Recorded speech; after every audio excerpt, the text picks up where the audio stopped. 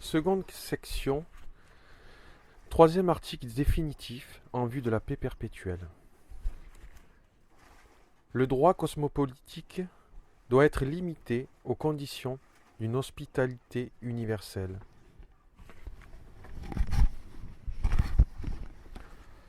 Pas plus que dans les articles précédents, il n'est question ici de philanthropie, mais de droit. Et l'hospitalité, attitude à accueillir, signifie alors le droit d'un étranger de ne pas être traité d'une façon hostile par celui dont il foule le sol. Celui-ci peut le refouler lorsque c'est possible sans provoquer sa perte. Mais aussi longtemps qu'il se conduit pacifiquement à l'endroit qu'il occupe, il ne peut pas le traiter en ennemi.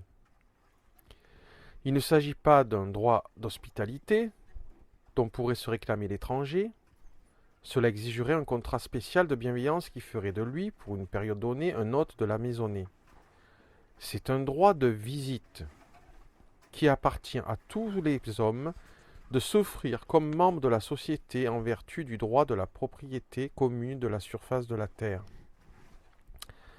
Celle-ci étant sphérique, les hommes ne peuvent pas s'y disperser à l'infini, mais ils doivent finalement supporter la promiscuité, personne n'ayant originalement plus de droits qu'un autre à être à un endroit donné de la terre. Des parties inhabitables de cette surface, la mer et les déserts de sable, séparent cette communauté, mais de telle sorte que le navire ou le chameau, le vaisseau du désert, rendent possible de se rapprocher les uns les autres, par-delà ces contrées sans maître, et d'user du droit à cette surface qui appartient en commun au genre humain en vue d'un commerce possible.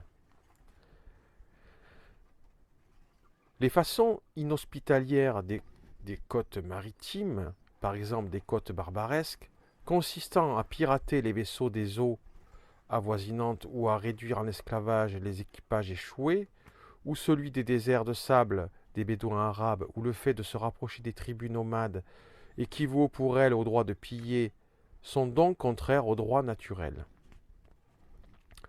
Cependant, ce droit d'hospitalité, c'est-à-dire le droit de nouveaux arrivants, ne s'étend pas au-delà des conditions qui permettent de tenter d'établir un commerce avec les premiers occupants. De cette manière, les continents éloignés peuvent établir entre eux des rapports pacifiques qui finissent par revêtir un aspect public et légal, et rapprocher pour finir le genre humain d'une constitution cosmopolitique. Si l'on compare à cela le comportement inhospitalier des États policiers de notre continent, principalement ceux qui pratiquent le commerce, on voit alors l'injustice dont ils font preuve en rendant visite à des pays et des peuples étrangers, chose équivalente pour eux à la conquête, prendre des proportions effroyables.